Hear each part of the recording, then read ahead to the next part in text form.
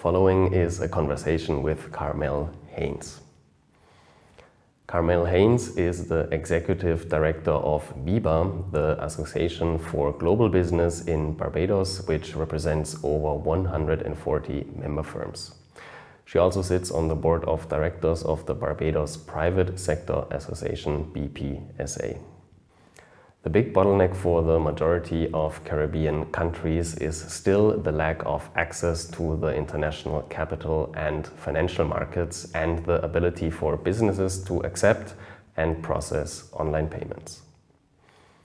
I think that many Caribbean countries have to figure out a future-proof business model that makes them less dependent on foreign money and banks. There's a lot of work that needs to be done, but I'm optimistic. This is the Simon Küpper podcast, and this is my conversation with Carmel Haynes.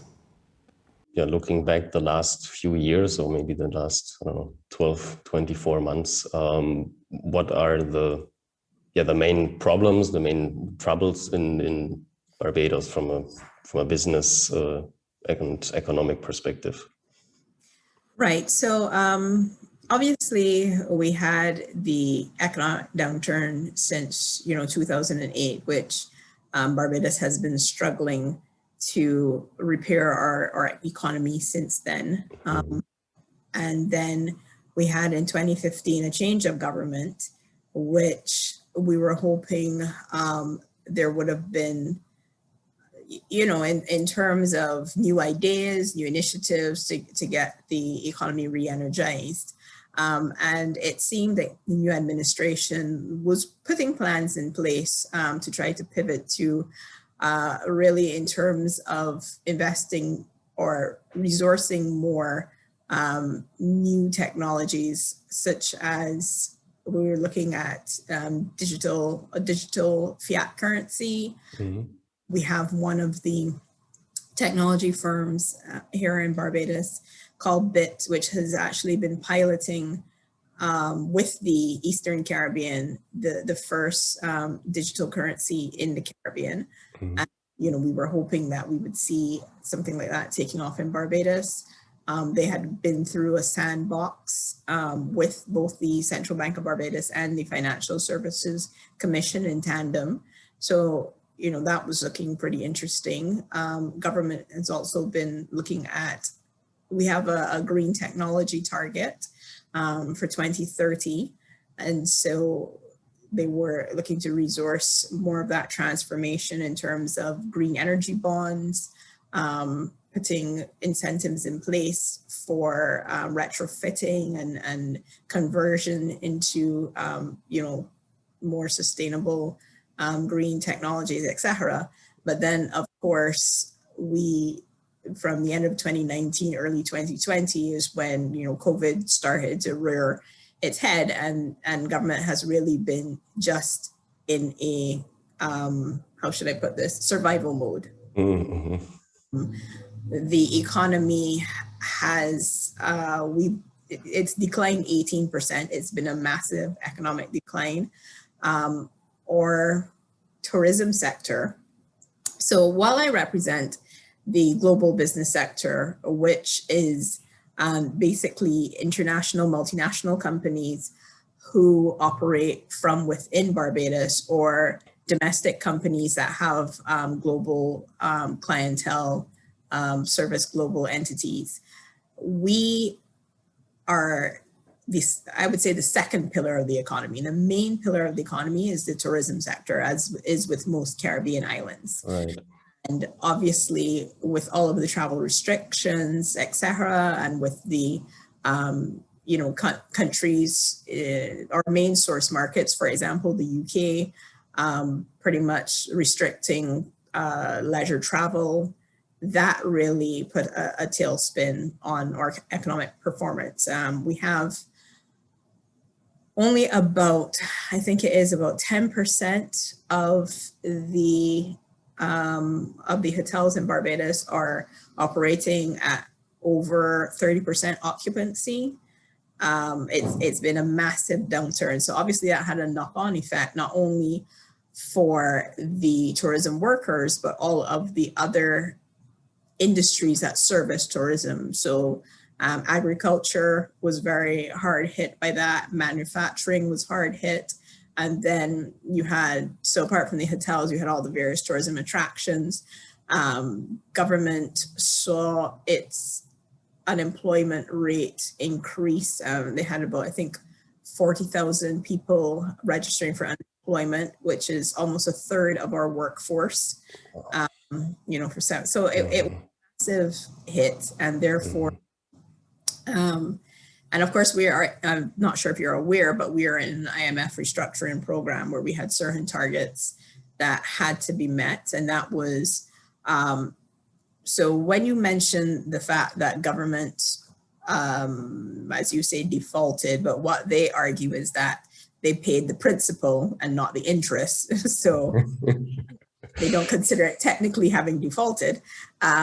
So it was a two-step process. One, they did that to accommodate, to be able to at least meet some of their debt obligation. Two, they went to the IMF for assistance in restructuring. So what also happened is you had a lot of the local banks holding government debt. And that, when, there was that haircut, a lot of the local footprint banks, because they're really Canadian banks primarily, but they would have operations here. They also were negatively impacted by that because they were holding so much government debt, which obviously, as you know, is considered one of the safest debts supposedly, but should be. Yeah. Yes. So that's the situation we're in now in Barbados. It really is survival mode as government tries to, attract support where it can. Recently, we've received some concessionary loans from the World Bank, which is the first time in decades, because we had graduated as a middle income country. And so we had not been eligible for World Bank support. So recently, as in within the last 2 weeks, they've reported that we're getting some concessionary loans from the World Bank.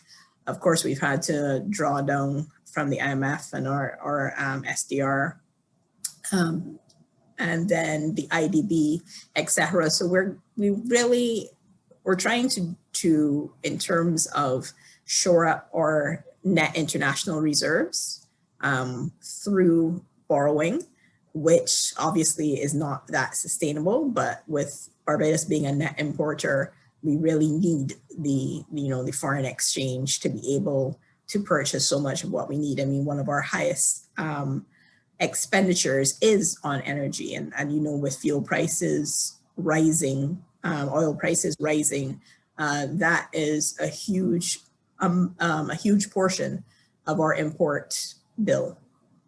Right.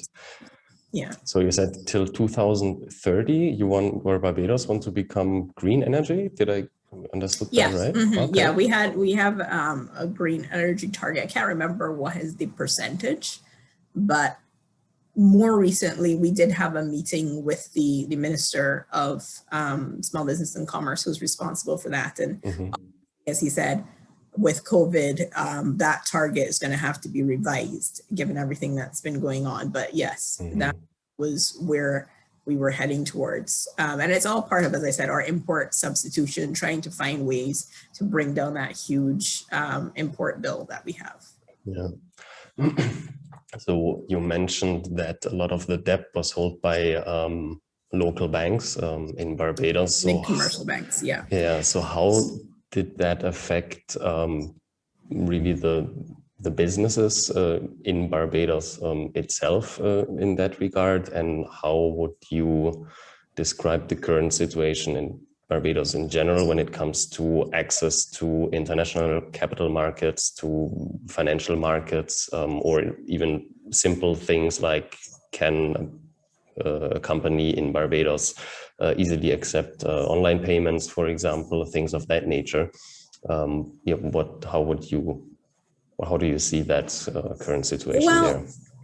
In terms of accepting online payments, and I would say that's one of the hurdles that you were querying about in terms of the digital transformation, because Barbados COVID or the economy or whatever aside, Barbados has had for decades very strict exchange controls.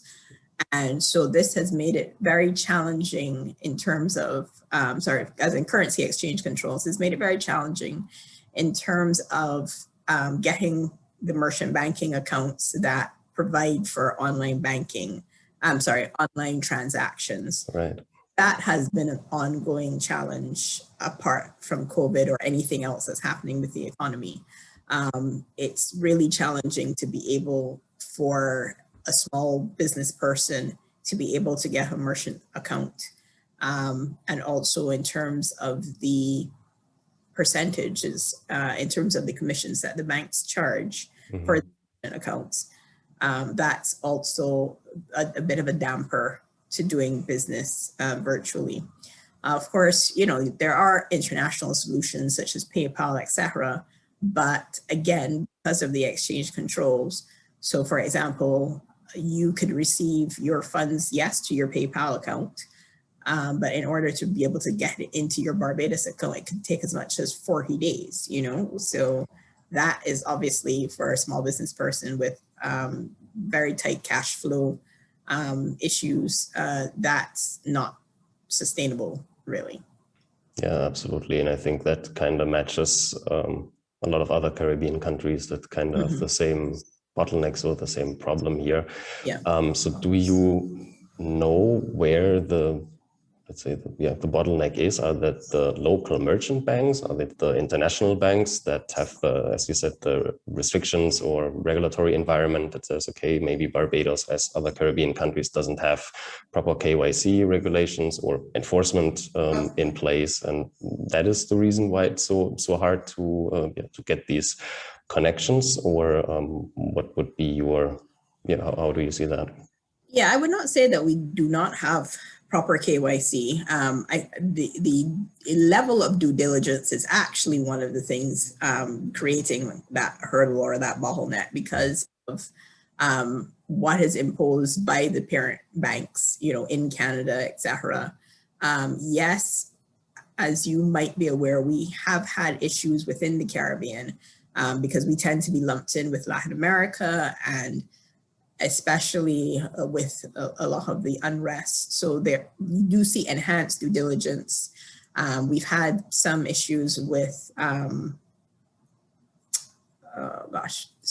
forgot the term, correspondent banks. And those are the banks that are the intermediaries between, the local indigenous banks and transferring funds or getting funds from the international market. So, right. We've had, so for example, Suriname, apparently all of the, none of the correspondent banks would do business with Suriname. And it's really created a severe issue in terms of getting foreign exchange in and out of that country.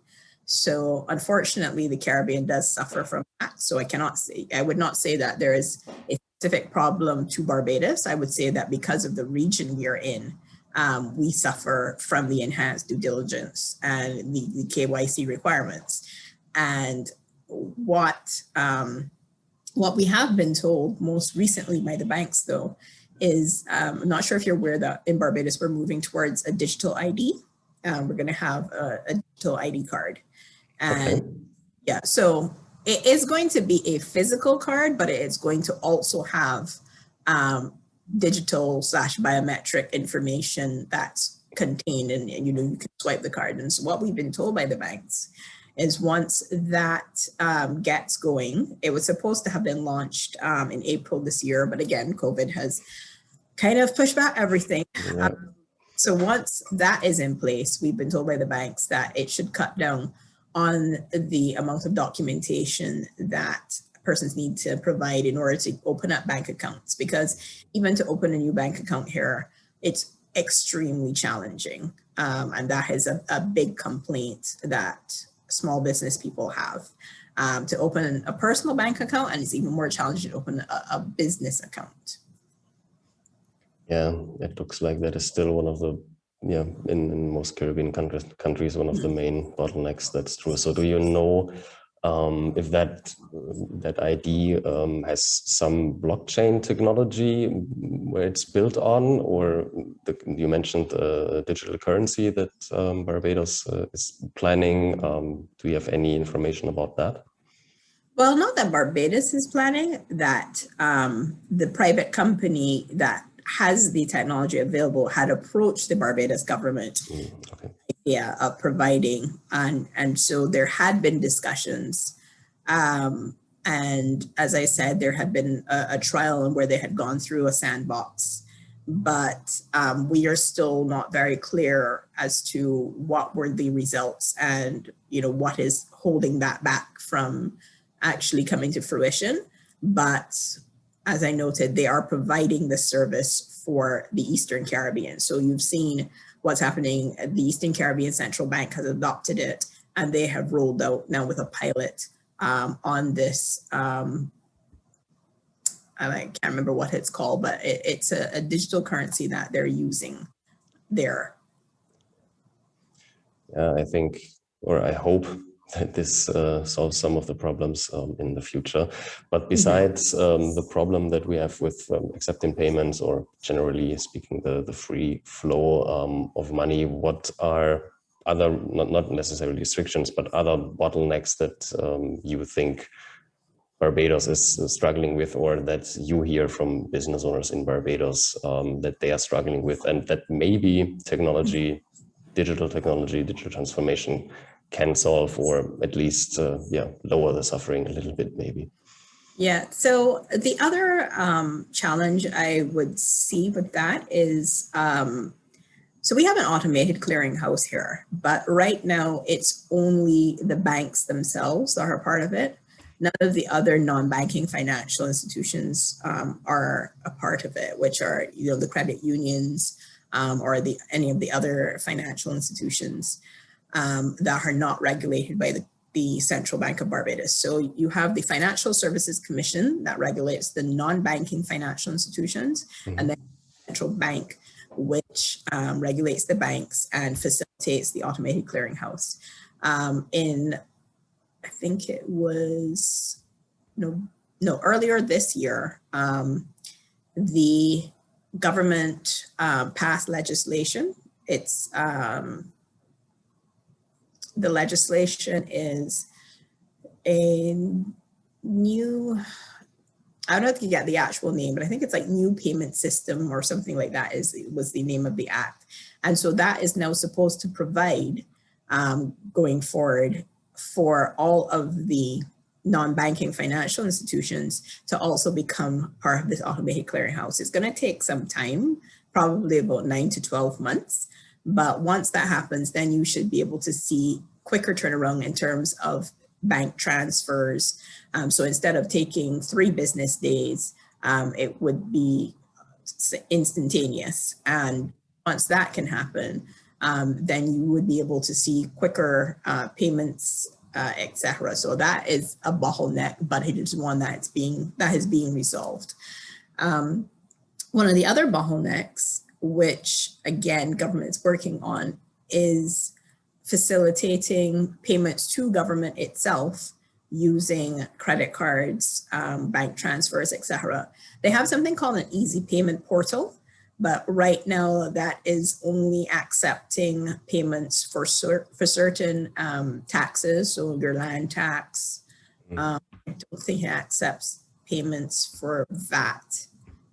It does accept for income tax.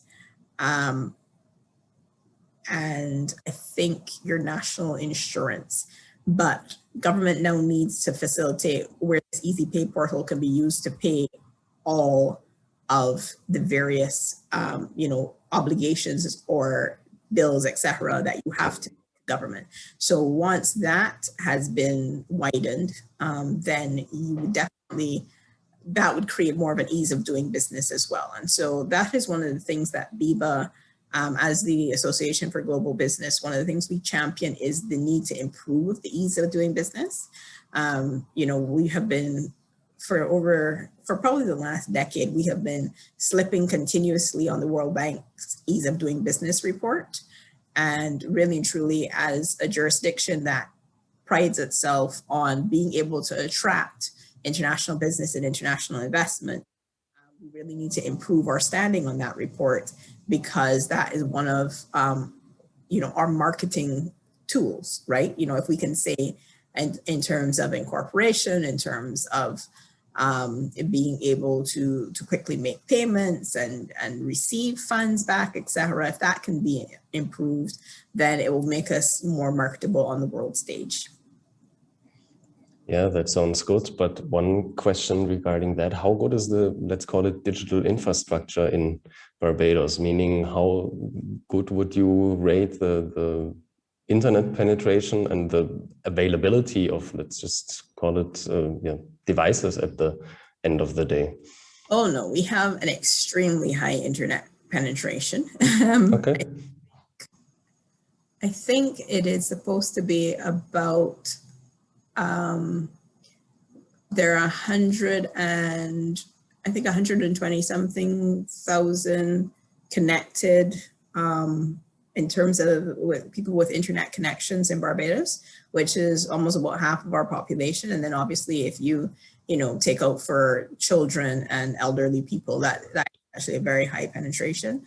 On average, everybody has about 2 mobile phones. So yeah. So you're set. Yes, we are set in that regard in terms of the mobile penetration and the internet reach. What needs to happen though is the mobile payment platforms. That is what we really need to take off here.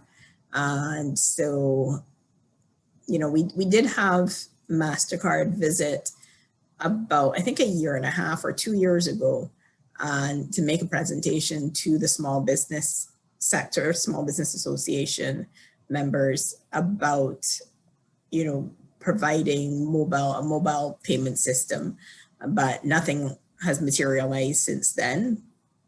And so I think just as we've seen, where you've seen in Haiti or Africa, or et cetera, where you've seen them leapfrog and start using this mobile payment technology.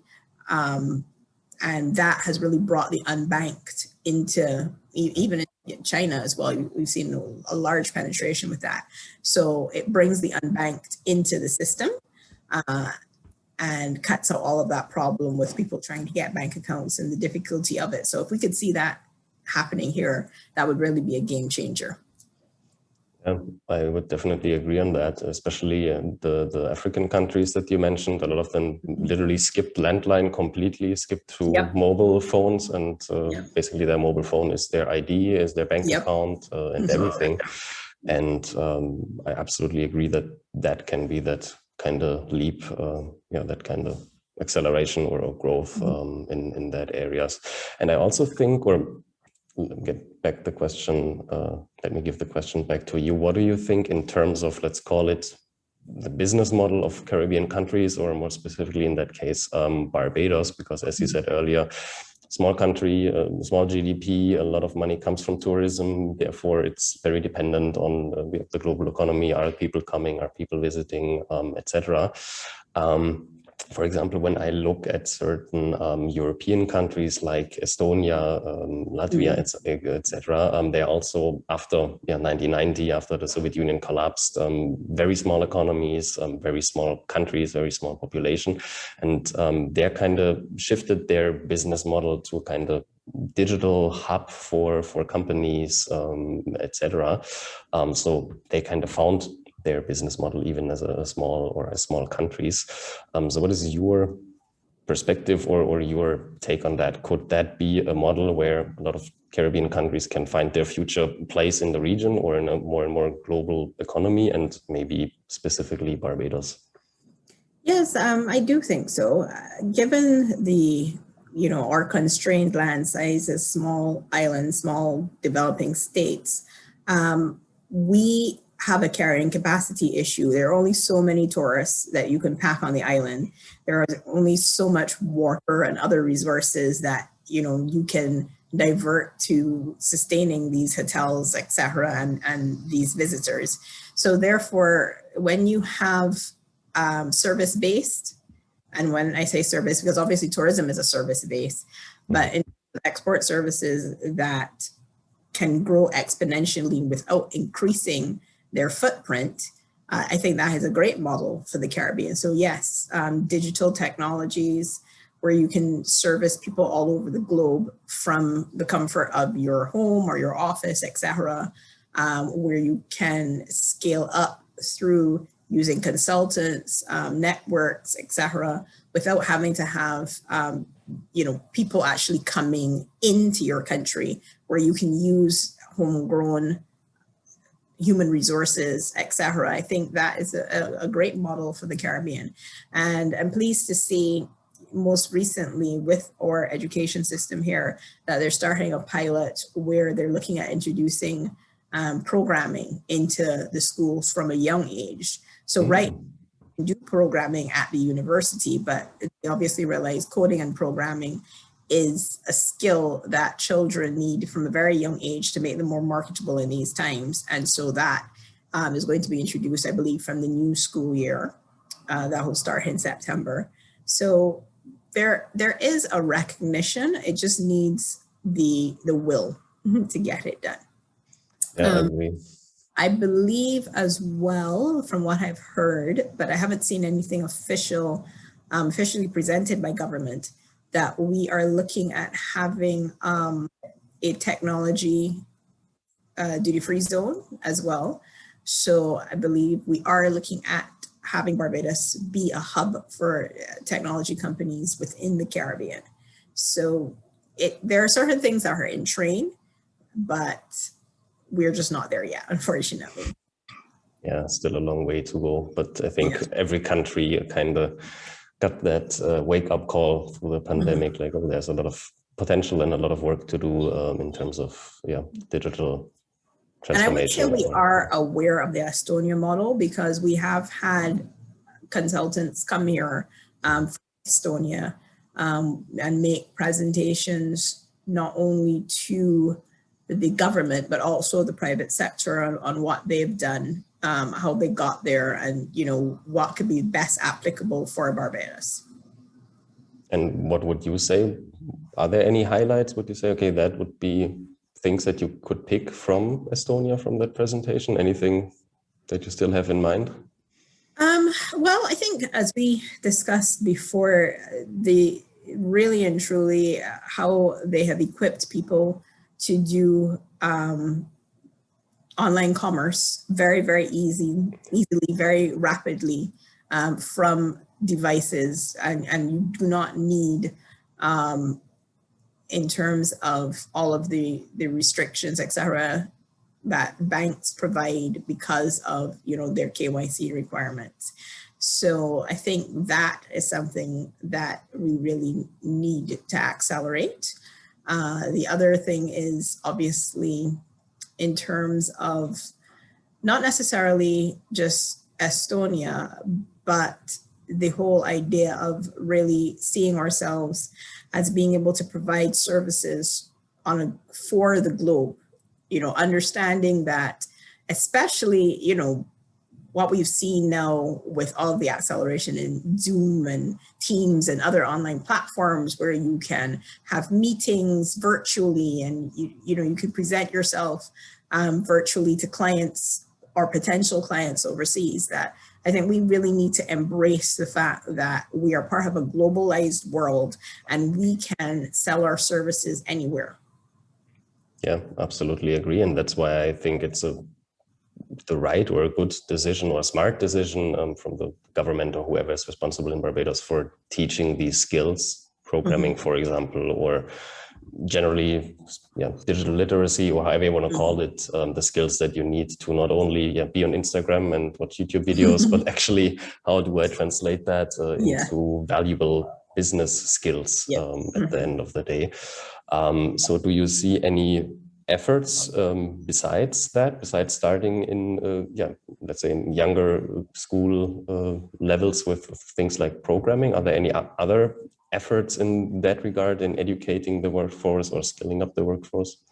Well, I know that the BIDC, which is the Barbados Investment Development Corporation, that is the export promotion agency of government, that they have had at least one incubator program with a software company that, was looking to really incubate and nurture programming and coding amongst the population, trying to pull persons who were in that field together to have, that was, I think, about a year ago. And there has been some interest as well with some other technology companies in doing that. So I'm seeing it definitely from the private sector in tandem with government to try to build out those skills, not just at that very young level, but also to pull from who, especially, the millennials in the marketplace who already have those skills, and how can we harness them? So meaning that there's also a need or a push from the private sector because they need the people that have the skills. So it's self-interest in that regard to make sure that they train people. Okay, yeah, that makes sense. Absolutely. Anything else that you see right now in Barbados that is important to talk about, or you think where business is struggling with right now? Right. So specifically, what, again, the particular niche area that I deal with in terms of global business, what we have been challenged with is the international regulatory hurdles. So obviously, the Organization for Economic Cooperation and Development, they are pretty much, in terms of, I don't know if you've heard about the various blacklistings, where from a tax perspective, they have placed Barbados under enhanced scrutiny. You mean from a regulatory finance perspective? Okay. Yes. Yeah, okay. So I know, of course, FATF, which you should be aware of, Financial Action Task Force. So both with the OECD and FATF, the OECD graduated us to a gray list, and FATF has us on a gray list. So what that has meant is you are seeing, in terms of the and the European Union, the OECD, FATF, and the European Union have placed us on these various black or gray lists over since about 2019. And what you've seen then is it makes it challenging for Barbados in terms of attracting new investment because of the fact that you've got this enhanced due diligence and scrutiny of funds coming into the Caribbean, into Barbados, especially from Europe. We know of a couple of large investment projects that have been put on hold because of just getting the funds from the banks in the European Union into Barbados has been very, very challenging because of the scrutiny. And unfortunately, it's not that Barbados has not been improving its local regulatory enforcement. It's just that because of the timing of the reporting periods, it means that we were assessed on historical deficiencies. And so therefore, we have to wait until the next assessment period to be graduated from these lists. So unfortunately, in that interim, 2-year period or so, it's making it very difficult for us. And then, of course, you would have heard the rumblings about the global minimum tax that, it's being discussed, G7 or the G20 and the OECD. And that is going to be a challenge as well, or is a challenge in terms of us trying to wrap our minds around what impact this will have on Barbados and some of the other Caribbean islands that are low tax jurisdictions, because it then our competitive advantage in terms of attracting these multinational companies will potentially be eroded by not being able to offer a lower, tax rate. So those are some of the issues that we are facing here. And unfortunately, now that we've had the tourism downturn, global business has been what has really been pouring money into the foreign exchange, into government's coffers through the corporate taxes that our sector pays. Now, if the tax rate, corporate income tax rate goes up, where it no longer makes sense for companies, for new companies to come into Barbados, going to see that area is not going to be able to grow. And so it's going to be a double whammy for us. So we're really very concerned about the implications of this global minimum tax rate. And then the knock-on effect of that is our economies. When you have these struggling economies, it means that you're going to see more migration. You're going to see legal and illegal migration. And then the problem is going to turn up on the doorsteps of these same companies that have tried to claw back the corporate taxes from the region, right? So I think there needs to be a longer term, more global thinking really about this problem, to see not just, okay, yes, the larger countries have been impacted by COVID. They're looking for ways to shore back up their, their treasury in terms of the funds they're bringing in because of the hit that their own income tax, both corporate and personal, has taken. Mm-hmm. When you have this decision taken at that level, it has real implications for the smaller countries who you've not seen, as you would have in decades past, where you've had from the Caribbean large influxes of migrants going into these centers because they're able to find, the meaningful jobs in their own countries. They're able to find employment that can sustain them and their family. When you take that away, it means that you're going to start seeing mass migration again, going into these centers, trying to find work. And then remittances are going to flow back into the Caribbean. So it really is, I don't think, something that the full implications are being discussed about what this would mean once you just claw back this corporate tax by attracting businesses back into the centers. And then, of course, on the other fallout from that is the expense. When you have these commodities, et cetera, which, these companies that are not benefiting from these tax savings, then that means they're going to have to pass on the expense of this to the consumers by raising the prices on their products. So, Americans, Europeans, the British, they are quite happy to have low cost goods, but do they understand that the cost of those goods are only because of the fact that companies have a right to be able to position themselves in a way that brings down their obligations and they can pass on those savings to consumers? Once everybody is paying the same 15%, what's going to happen there in terms of their ability to be competitive? Yeah, that's certainly true. So what is your personal outlook for Barbados? Because I think that was very insightful from an economic perspective. What do you personally see Barbados over the next years? Oh my goodness. Well, one has to live in hope. That's true.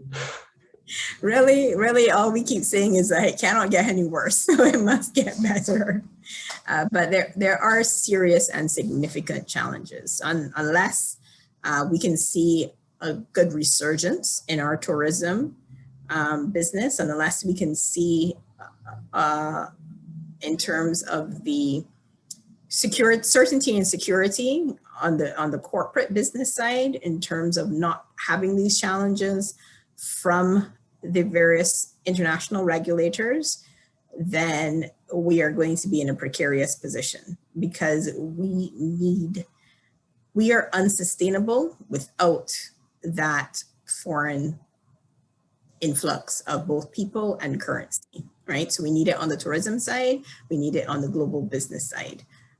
Right now, the Barbados economic model is not designed unfortunately, to be sustainable without that international influx of currency and business. So I am hopeful that these things will get resolved, and that we will be able to, put the best brains together on both the private and public sector side to come up with new strategies, but it is worrisome. Thank you very much for taking the time. That was very insightful. And I think people learned a lot. Where can people find you? Where can people connect with you? Well, me personally or BIBA? Because whatever you prefer. Okay. Well, obviously I'm on LinkedIn as Carmel Haynes, but BIBA itself has a website, www.biba.bb, where you can learn more about the organization and where you can learn more about the sort of issues that we are dealing with. So I would invite anybody to reach out to me personally or reach out to BIBA through our website, and I'd be happy to respond.